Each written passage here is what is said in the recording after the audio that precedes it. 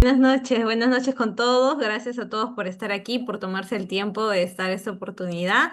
Bueno, es básicamente para su formación también, para su actualización respecto a la norma ESMETA versión 7. Sabemos que ha habido una transición en actualización de esta normativa. En esta oportunidad, para este webinar que he denominado el nuevo Código Ético Global, ESMETA versión 7, transición a 4 pilares. Esta noche nos acompaña aquí el profesional Eric Díaz. Eric es profesional egresado en Ciencias Aeroespaciales con mención en Electrónica Aeroespacial de la Fuerza Aérea del Perú. Tiene más de 12 años de trayectoria en procesos de gestión, operaciones y logística. Cuenta también con una sólida experiencia como auditor de responsabilidad social, destacando su certificación en APSCA, lo que respalda también su idoneidad para auditorías bajo estándares globales de cumplimiento social. Ha participado como auditor freelance de responsabilidad social para reconocidas organizaciones internacionales como Intertech, Bureau Veritas, Delta Global, LSQA Perú y Arche Advisors, acumulando pues una destacada trayectoria en auditorías en agroindustria, manufactura y cadena de suministro global. ¿Cómo están? Buenas noches. Gracias, Leslie. Gracias por la presentación y nada, un gusto poder saludarlos.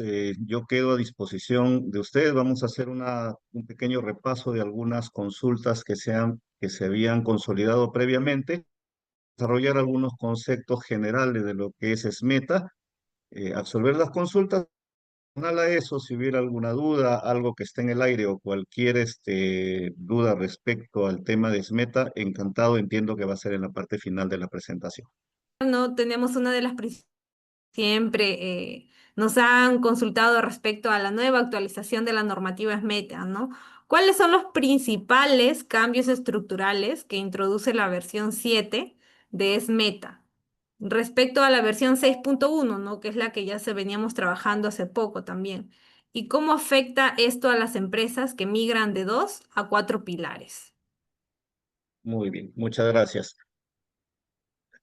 Muy bien, a ver, entendamos algo. Primero tenemos que entender una condición. SMETA es una auditoría de segunda parte. Y como una auditoría de segunda parte está sujeta a los lineamientos que los clientes esperan que se cumplan al momento de evaluarlos en el sitio. ¿Qué significa? Los procesos siempre se realizan en el sitio del cliente. Y se realizan con la finalidad de evaluar cuatro condiciones: las condiciones laborales de los trabajadores respecto a los pagos, las condiciones de seguridad y salud en el trabajo, los compromisos medioambientales que tenga la empresa y los compromisos éticos para evitar cualquier tipo de soborno o actos de corrupción. Eso se mantiene, la estructura como tal se mantiene. ¿Qué se aumenta en la versión 7.1? Que cada requisito de SMETA debe tener políticas y procedimientos. Entendamos la política como un listado de compromisos y los procedimientos como los compromisos. Si yo me comprometo a que mis actividades en el medio ambiente, esa va a ser mi política, mis procedimientos, ¿cuáles van a ser? ¿Cómo y qué actividades voy a realizar para cumplir con ese compromiso de que mis actividades respeten el medio ambiente?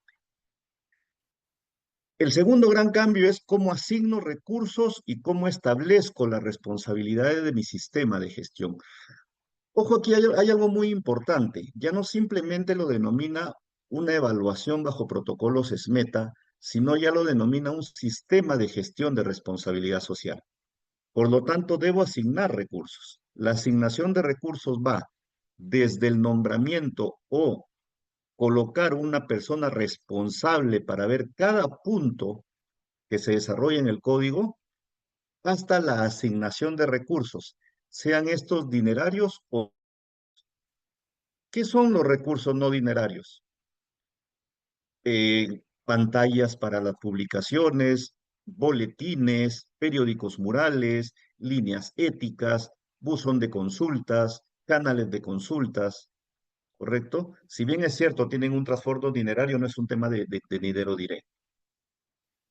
El tercer cambio que pide es que cada política, por lo que sea comunicada a toda la organización, y que cada procedimiento sea conocido en la medida en que las responsabilidades se desarrollen, haya mayor profundidad en el conocimiento de los procedimientos. Miren esa diferencia. Las políticas deben ser conocidas por todos. Los procedimientos al detalle por aquellos responsables que van a hacer posible que ese procedimiento se ejecute. Va amarrado al punto anterior, que es la asignación de recursos y responsabilidades. Y el último gran cambio es la medición y el monitoreo de cada requisito de evaluación. Quienes estamos acá seguramente hemos visto sistemas de gestión. Cuando vemos sistemas de gestión, hay un concepto general que se llama no se puede evaluar y no se puede modificar aquello que no se mide. A diferencia de los sistemas de gestión tradicionales, como puede ser ISO 9000, ISO 14000, ISO 45000, aquí no te dice una fórmula de cómo medir y cómo monitorear. Se puede hacer a través de indicadores o se puede hacer a través de informes de desempeño, pero por cada requisito. Y hay un concepto que se desarrolla que se llama la acción colaborativa requerida. ¿Qué es la acción colaborativa requerida? Es un hallazgo que no tiene una calificación de no conformidad, sino que requiere el apoyo de un tercero para poder solucionarlo.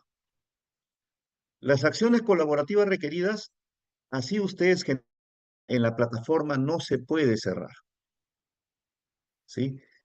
Va a ocurrir dos condiciones: que se va a dar la conformidad en el siguiente ciclo de auditoría o su cliente directamente les pida que envíen esa acción colaborativa requerida. Lo regular en las acciones colaborativas requeridas, en el cambio, los cambios más importantes es cuando una empresa terceriza su actividad de contratación. Yo no contrato directamente, utilizo una agencia de contratación o un cazatalentos, una empresa de cazatalentos, ¿no? Los handhunters. Y yo como empresa responsable debo asegurarme que esta empresa cumpla todos los protocolos de contratación y no les cobre a los trabajadores o no les haga pagar primas que no corresponden. Y si eso ocurre, debe haber un compromiso de devolución. Es algo muy raro en el Perú, eso todavía no lo vemos mucho, pero fuera de nuestro país sí es una práctica muy común. Y la otra acción colaborativa requerida es en salario digno, que vamos a verlo más adelante porque es un concepto muy distinto a la remuneración mínima vital, ¿sí? Entonces, esos son los cambios estructurales resaltantes y otra de las cosas, las auditorías van a pasar paulatinamente de ser anunciadas a semi-anunciadas. ¿Qué son semi-anunciadas? No les van a dar una fecha exacta, les van a dar una ventana de tiempo que puede ser 2, 3 o 4 semanas.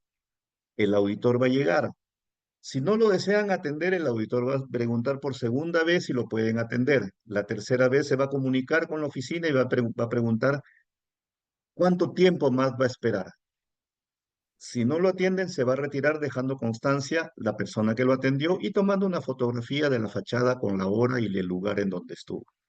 Por eso, instruyan bien a las personas que están en recepción de sus empresas para que puedan atender cuando se anuncie una auditoría. No necesariamente se anuncia como una auditoría, ¿sí? Simplemente señala la casa auditora o va a decir, vengo a realizar una evaluación de responsabilidad social o mi nombre es tal, vengo en representación de tal empresa, ¿sí? No sé si habrá quedado claro alguna aclaración respecto a este punto, por favor.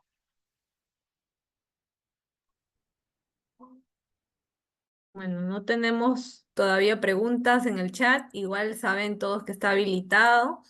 Bueno, realmente a mí me ha quedado claro, Eric, hay muchas cosas ahí que en realidad son para mejora, ¿no? Para mejora también de los sistemas de gestión de las empresas. Bueno, ahora sí, pasamos a la siguiente pregunta, que a ver, por acá nos han estado también indicando, ¿qué son los Management System Assessment en la versión 7? ¿Y qué se espera de las empresas auditadas respecto a ese sistema de gestión? Ok. Los management System Assessment, que son los requisitos de es la evaluación del sistema de gestión, ¿sí? A diferencia de la versión 6.1, la versión 7.0 evalúa, bajo la estructura que habíamos visto en la pregunta anterior, su sistema de gestión bajo esas cuatro condiciones. Si existen políticas y procedimientos, si se han asignado recursos a cada punto del código de conducta, si ha habido una comunicación y si ha habido entrenamiento, y si ha habido monitoreo y medición. Y para poder evaluar cada uno de estos cuatro puntos, hay cuatro tipos de calificaciones.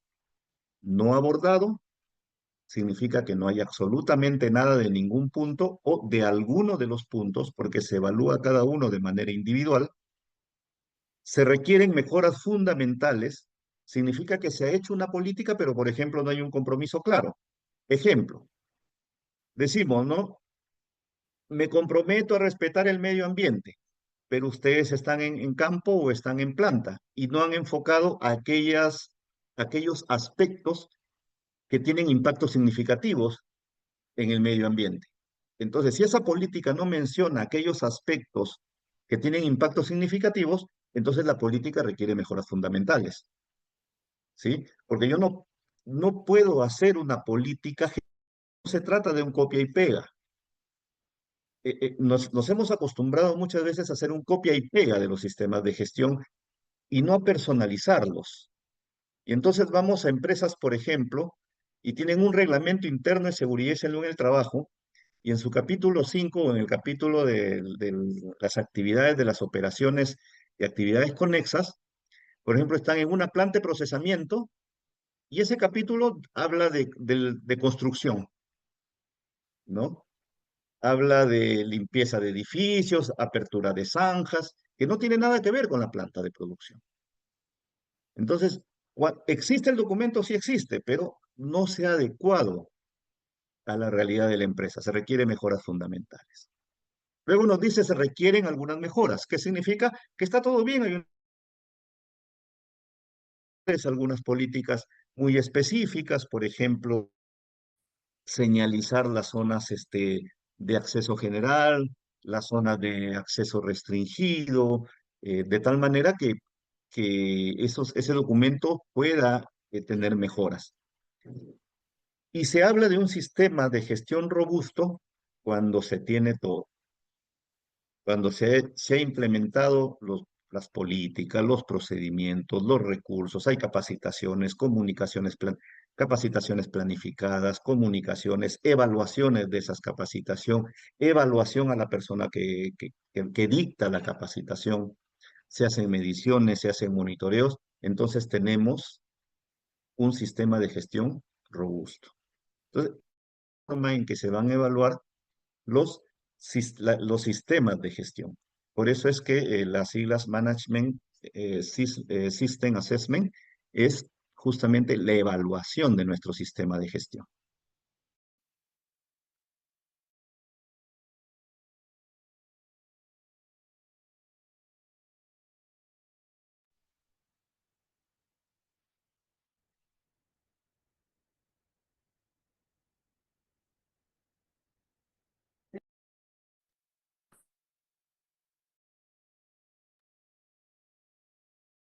Eric, ¿estás muteado? Sí, no sé si habrá alguna duda, alguna consulta, Leslie. Esa es la parte de la evaluación del sistema. Ya, listo. No, bueno, por acá todavía no nos llega ninguna consulta, pero todo claro. Igual, si hubiera, la van dejando en el chat y lo vamos desarrollando más adelante. A ver, ahora sí, pasamos, pasamos a esta pregunta. ¿Qué se espera de las empresas auditadas respecto al SIG? ¿No? Esa Ok, pregunta está relacionada a la anterior también. correcto. Está relacionada a la pregunta anterior, pero aquí se decidió colocar un ejemplo práctico, por ejemplo, ¿no? Si ustedes deben capacitar a los empleados y a otros trabajadores, y miren, una de las cosas que pide ya la nueva versión es que se incluya a los gerentes y supervisores, ¿sí? entendiendo que son quienes toman las decisiones y quienes hacen seguimiento a que los procedimientos se ejecuten como corresponde.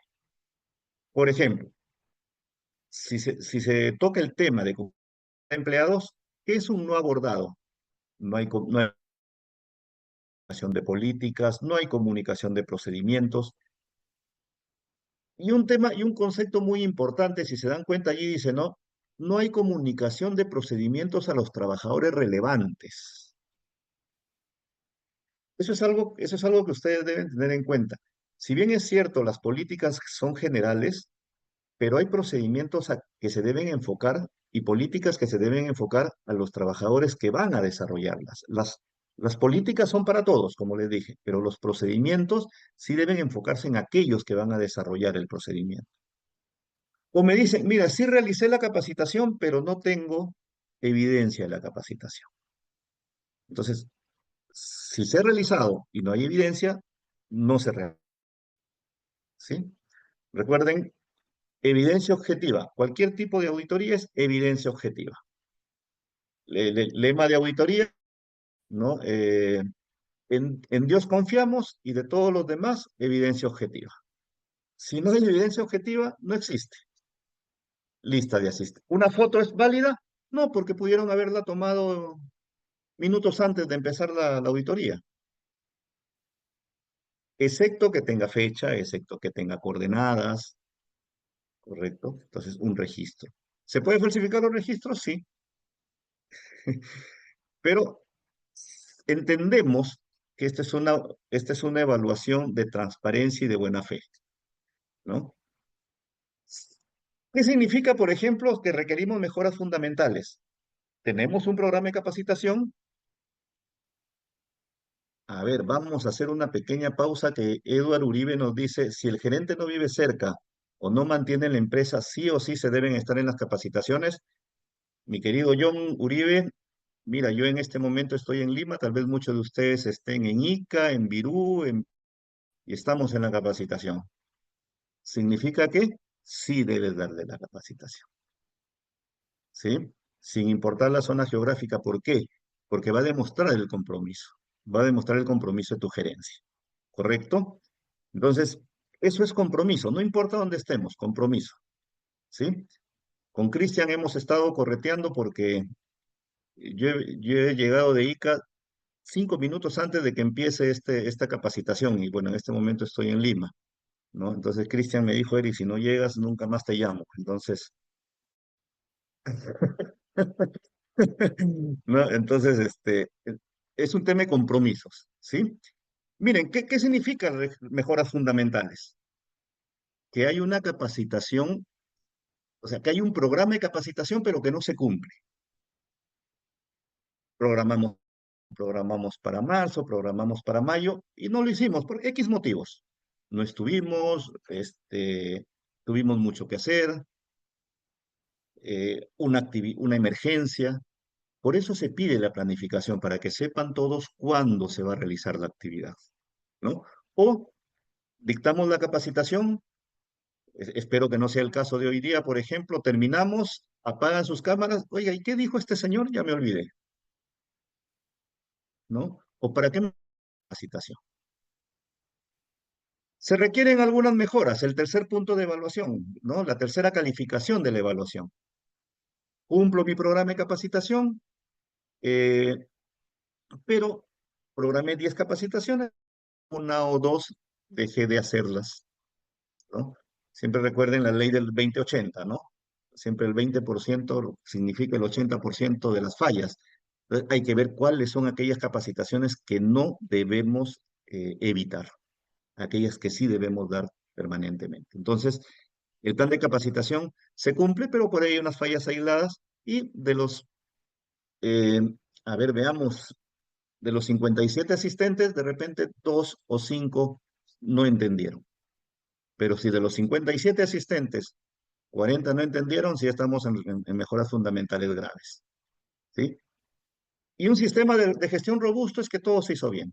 Todo está bien, no hay fallas. Se le pregunta a un trabajador qué es el trabajo de menores y lo sabe a la perfección. Se le pregunta a otro trabajador qué es el concepto de subcontratación y sabe lo que es una subcontratación, sabe lo que es un contratista, un subcontratista, un tercero.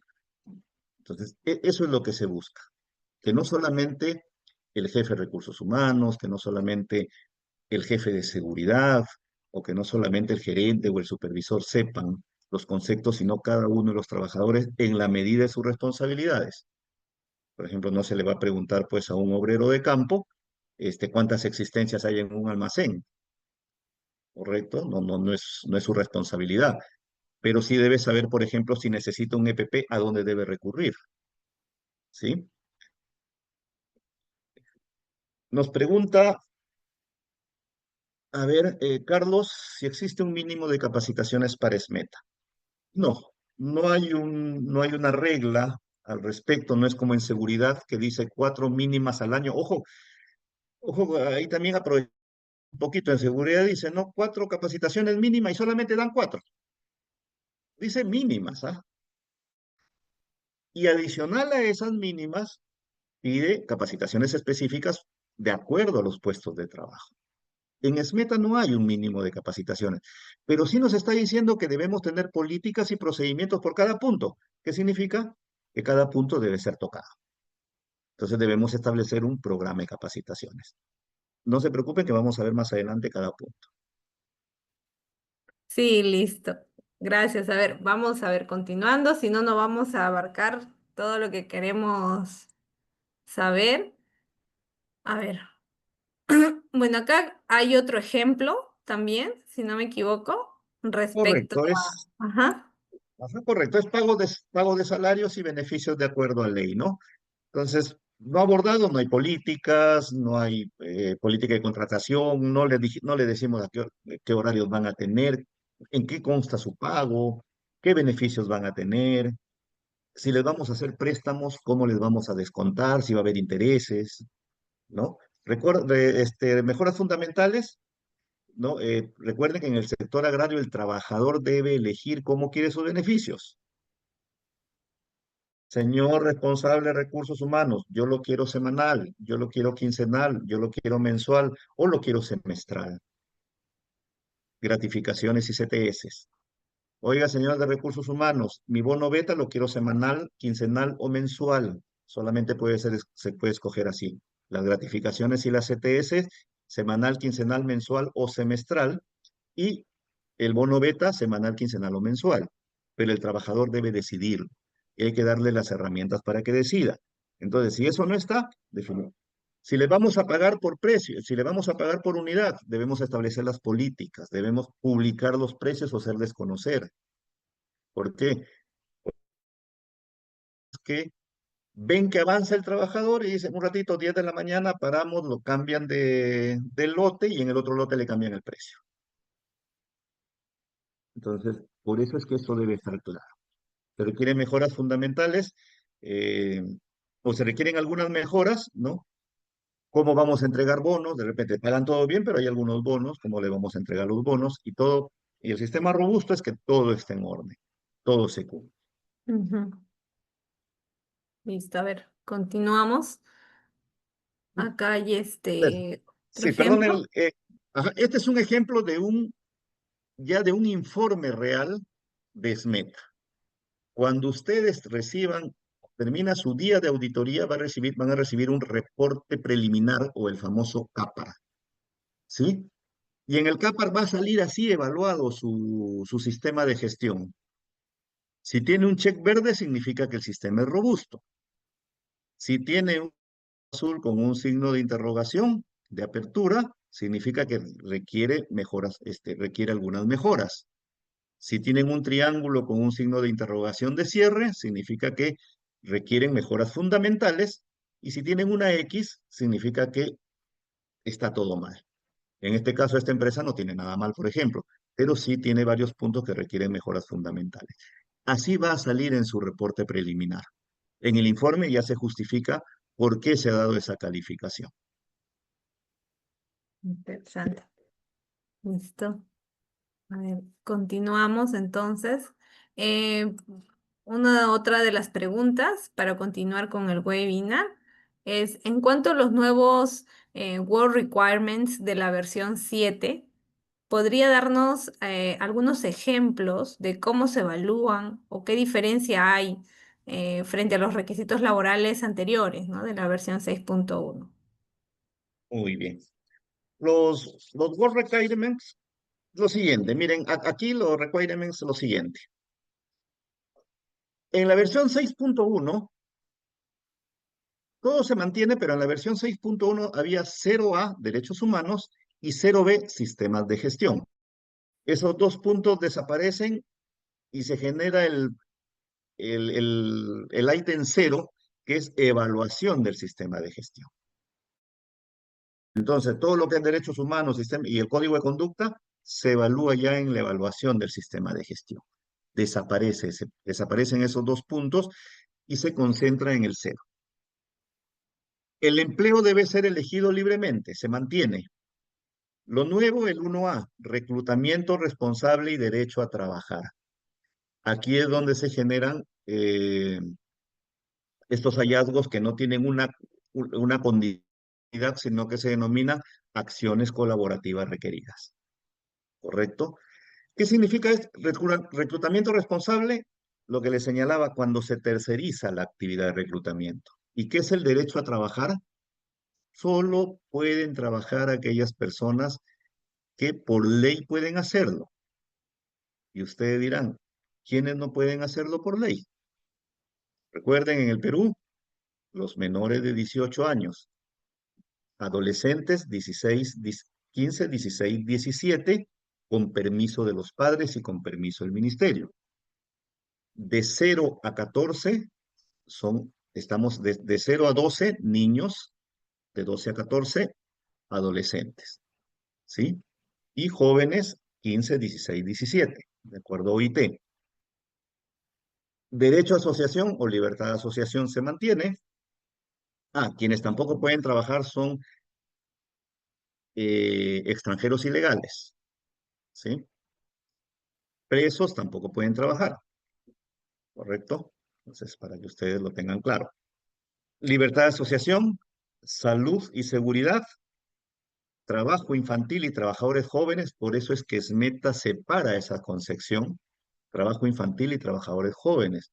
Por eso, por ejemplo, cuando han escuchado este debate sobre si los, si los chicos de 16 o 17 años pueden ir a la cárcel, todos lo tratan como niños. Ojo, ya no son niños. Sí, estamos hablando de jóvenes, de acuerdo a la legislación internacional y a la legislación nacional. En el capítulo 5 hace un desdoblamiento. Salarios y beneficios y pago de salario digno.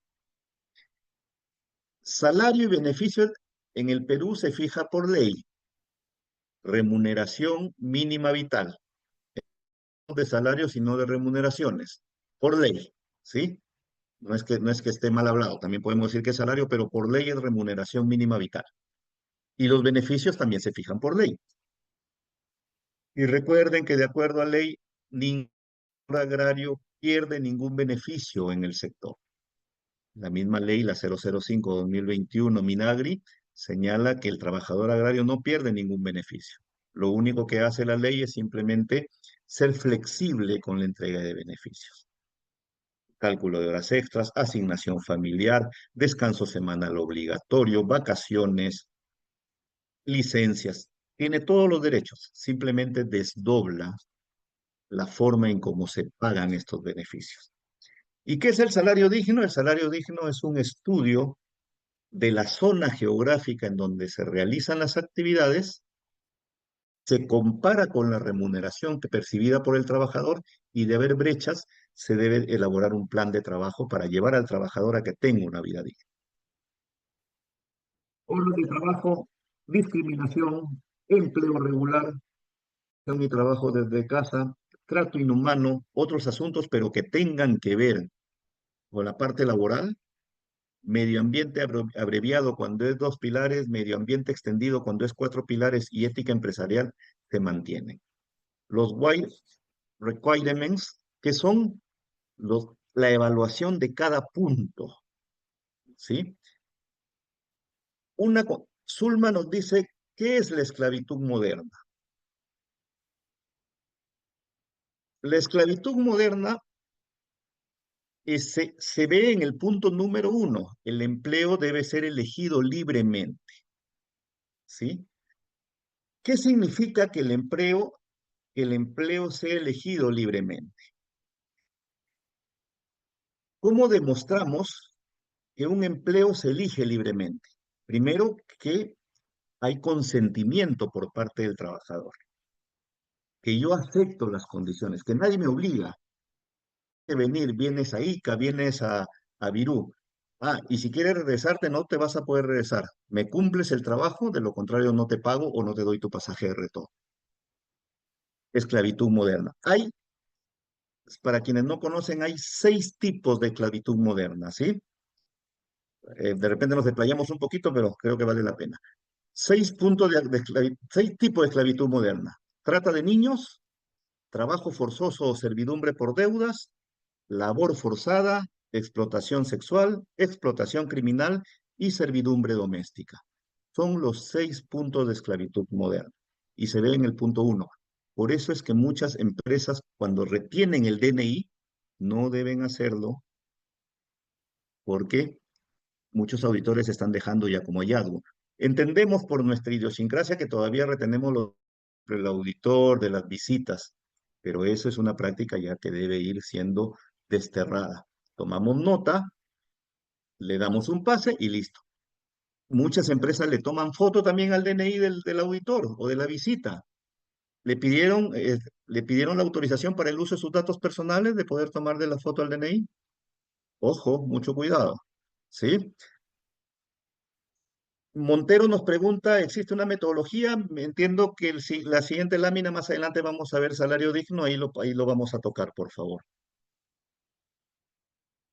Hay otra pregunta. Justamente para ir continuando, y ahí vamos a ir respondiendo también la pregunta que nos han dejado. La siguiente pregunta que tenemos aquí es, ¿qué cambios se deben implementar las empresas para cumplir con el pilar ambiental y la ética empresarial que se han incluido ahora en la versión 7? Ok. Miren, en el caso del medio ambiente, la cosa es bien sencilla, ¿sí? En 2 pilares no hay una regla, ojo, por favor, quiero que lo entienda. No hay una regla específica, va a depender mucho del conocimiento del auditor. Pero normalmente en 2 pilares hay como un acuerdo no escrito en que no se piden instrumentos de gestión ambiental, ¿sí? Ojo, que se debe pedir, pero es un acuerdo no escrito entendiendo de que 2 pilares es algo abreviado y es un resumen, y la idea es ver buenas prácticas, que haya, bueno, los tachos de segregación, que haya publicaciones de medio ambiente y todo se maneja bien. Y en 4 pilares sí debemos tener instrumentos de gestión ambiental. De acuerdo a la normativa nacional, existen 2 tipos de instrumentos de gestión ambiental. Los instrumentos de tipo preventivo y instrumentos de tipo correctivo. ¿Qué son los preventivos? Antes del inicio de una declaración de impacto ambiental, un estudio de impacto ambiental semidetallado y un estudio de impacto ambiental detallado o un EIA. Antes de empezar mi operación, yo digo, oiga, señores del ministerio, oiga, señor funcionario, oiga, señor burócrata, yo voy a empezar operaciones, ¿qué instrumento me corresponde? Y lo hago antes de iniciar. Pero como el Perú no tenemos esa práctica, sino que en la medida que vamos funcionando, vamos enterándonos, tenemos los tipos correctivos. Y en los tipos correctivos son 2, una declaración de adecuación ambiental y un programa de adecuación y manejo ambiental. Y para la parte ética, ¿sí? Para la parte ética nos pide que haya canales de denuncia anónimos. No son suficientes los buzones de sugerencia. Y que en nuestros procedimientos establezcamos cómo vamos a proteger al denunciante. ¿Qué son las líneas éticas? Un 0800, un número de una alta gerencia, correos electrónicos que no registren el nombre o el dato de la persona que hace la denuncia. ¿Sí? Esos son los cambios importantes en el tema de 4 pilares. ¿Sí? Y tenemos instrumentos de gestión ambiental, de planificación, de promoción y de seguimiento. ¿Sí? Normalmente esto van a sectores extractivos, como son minería, hidrocarburos, ¿no? Una evaluación ambiental estratégica, acuerdos de producción limpia, reportes ambientales y planes de cierre. ¿Sí? Estos son instrumentos de gestión, de gestión ambiental, de planificación, de promoción y de seguimiento. Es muy raro que se vea en el sector agrario.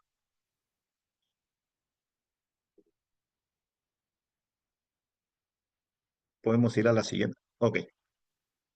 Ya que estamos en el sector agrario, ¿quiénes están obligados? Basta que ustedes tengan más de 10 hectáreas a más, están obligados a tener un instrumento de gestión ambiental. ¿Correcto? Si tienen 9,5 hectáreas, se salvan. ¿Sí? Ahora, no vayan a alterar este todo para decir que tienen 9,5 hectáreas, ¿no? Ojo, porque su certificado de lugar de producción los va a delatar, así es que no vayan a hacer alteraciones.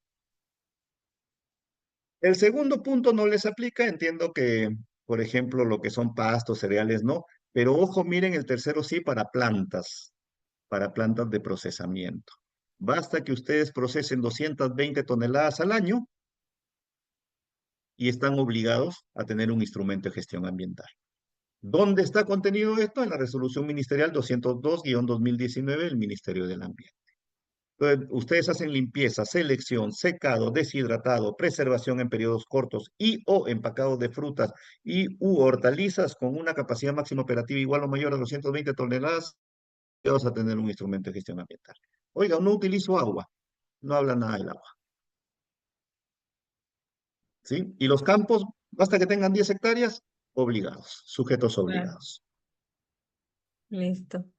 Bueno, ahora pasamos a la siguiente pregunta sobre los errores. ¿Cuáles son los errores más comunes que se ha observado, ¿no? En las auditorías con esta transición al SMETA versión 7?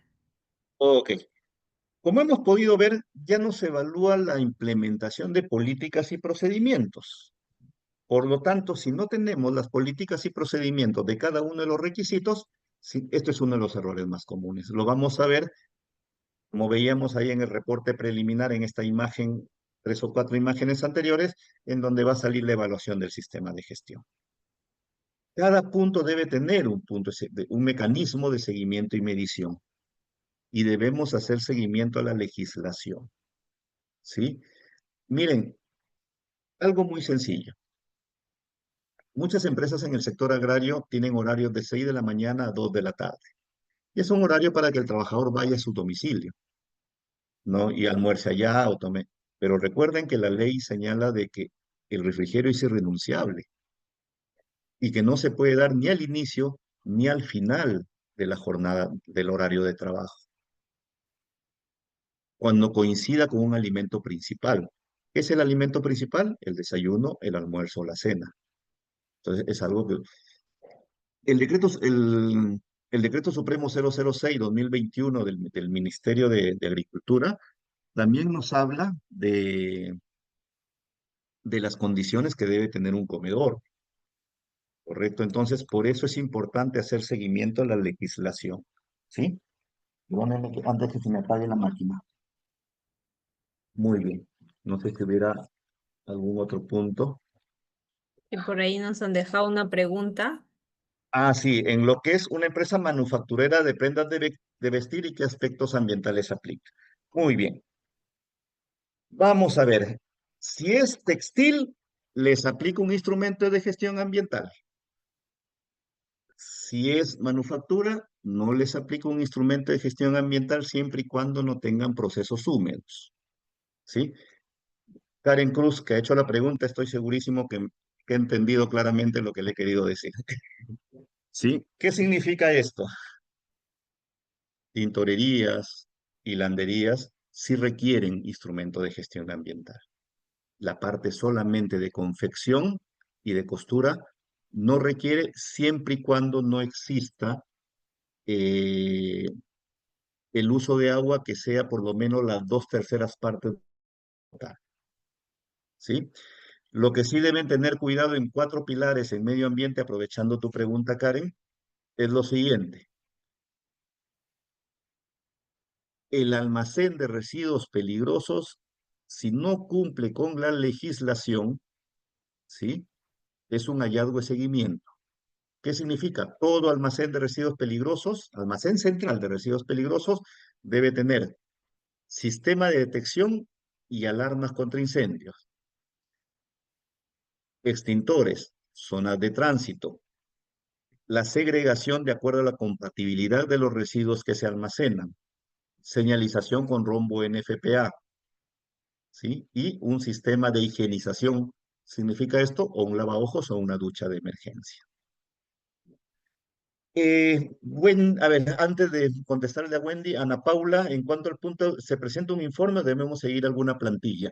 No hay ninguna plantilla, Ana Paula, respecto a ternas de SMETA, pero se recomienda que cada punto se toque. Así como en la ISO, en las ISO, en donde dice que cada cláusula debe ser evaluada, en las auditorías SMETA requiere que cada punto o cada requisito del código de conducta deba ser evaluado. Wendy Vargas nos pregunta si en la manufactura textil debe contar con dispositivo técnico ambiental. No todos los municipios emiten dispositivos técnicos ambientales. En realidad hay una regulación allí muy particular. Wendy, aprovechando tu pregunta, por ejemplo, a nivel nacional los campos de cultivo no requieren ni licencias de funcionamiento ni ICSES, o lo que antes se denominaba INDECI. Pero, por ejemplo, hay ciudades en el Perú que sí requieren, que sí dan licencia de funcionamiento a los campos. Entonces, va a depender mucho de la zona geográfica en donde te ubiques. No hay una normativa al respecto específica, pero sí hay que verificarlo en la zona geográfica donde te ubiques. Y ahora, a ver, avanzamos para poder abarcar la mayoría de preguntas. Bueno, si tenemos, por ejemplo, una empresa que ha sido auditada con dos pilares bajo la versión 6.1 y ahora pues quiere prepararse, ¿no? Para la auditoría de cuatro pilares con la versión 7, ¿qué recomendaciones tenemos para estas empresas? Ok. Bueno, aquí algo repetitivo, ¿no? Políticas y procedimientos por cada punto del código de conducta, ¿sí? Los mecanismos de seguimiento y medición. Instrumentos de gestión ambiental deben estar disponibles. Si están en el sector agro, la gran mayoría, no hay ninguna planta que procese menos de 220 toneladas al año. ¿Sí? Estamos hablando de 22 toneladas por mes, de 20 toneladas por mes, ¿no? Entonces, basta que envíen 8 contenedores y ya están, ¿sí? Asegurar que los temas éticos se traten y simplemente, como le decía, los canales de denuncia anónimos y proteger la identidad del denunciante, asegurarse que no haya represalias, ¿correcto? Eso es lo importante. Bueno, ahora los nuevos requisitos que se han incorporado en la versión 7 respecto al salario digno, ¿no? Específicamente. Como decía, el tema de salario digno, alguien nos hizo la pregunta hace unos Sí. momentos si había algunas metodologías y le señalé de que, Montero, le señalé que lo íbamos a ver.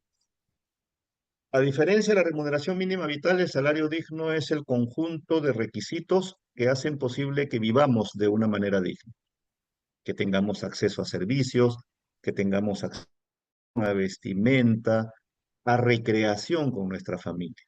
Significa salir por lo menos una vez a comer un pollito a la brasa, un anticucho, sacarlos a pasear.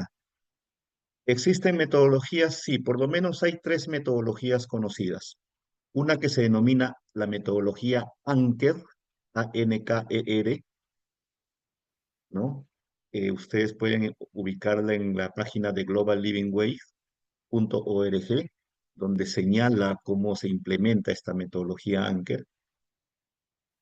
Existe una que se llama IDH, ¿sí? IDH, que es la base para lo que es salario digno de la certificación Rainforest. Es una segunda metodología donde ya te da todos los parámetros y puedes incluir. Y hay una tercera metodología que tiene el mismo nombre, salario digno, que se llama Living Wage, que está respaldada por la ONU, la Organización de Naciones Unidas. Entonces, estas tres metodologías no son las únicas, pero son las más conocidas y las más utilizadas. Dis- Difiere una metodología de la otra respecto a los parámetros, pero siempre dan valores que le permiten a un trabajador una vida digna en la zona geográfica donde uno vive. El costo de vida de Lima no es el mismo costo de vida que en Lambayeque, que en Olmos, que en Majes, que en Nazca, que en Virú, o en Ica, o en Pisco, o en Chincha. El estudio debe ser de acuerdo a cada región. ¿Sí? Claro. Bueno, ahora sí, ya en base pues a su experiencia, ¿no? Como lo hemos conocido, usted es auditora APSCA, queremos consultarle cuáles son las no conformidades más recurrentes que se están generando en la auditoría de ESMETA versión 7. Ok. Para empezar, el tema de la medición un hallazgo, pero sí la valoración disminuye considerablemente. Entonces, la ausencia de un instrumento de gestión ambiental, recuerden, esto es lo más caro, definitivamente es algo caro, sí debe haber un instrumento de gestión ambiental. El almacén de residuos peligrosos debe cumplir con lo que dice la ley. El Decreto Supremo 017-2014 señala cuáles son los requisitos de un instrumento, de un almacén de residuos peligrosos. Se debe llevar un registro interno de los residuos que se generan. Oiga, tengo mi manifiesto. No, registro interno del color, de los residuos que generan. ¿Qué es un registro interno? Es, nos dice que no se ve bien la pantalla. Yo estoy viendo bien, no sé si habrá alguna, por favor. Sí, Eh, sí se ve, ok. Eric. ¿Qué Sí, significa un registro interno? No es no es un manifiesto. El manifiesto es lo que ya se llevan. El registro es el control que yo tengo de cada residuo que genero cada mes, por tipo, peligrosos, no peligrosos, no peligrosos, municipales, no municipales, sólidos, líquidos, reutilizables o no reutilizables. Pues yo debo llevar ese control para saber. ¿Por qué en cuatro pilares se pide consumos de energía, de agua, de agua descargada, de residuos, de reciclados, de producción? Porque debe haber un balance, un equilibrio. A mayor consumo de energía, mayor producción.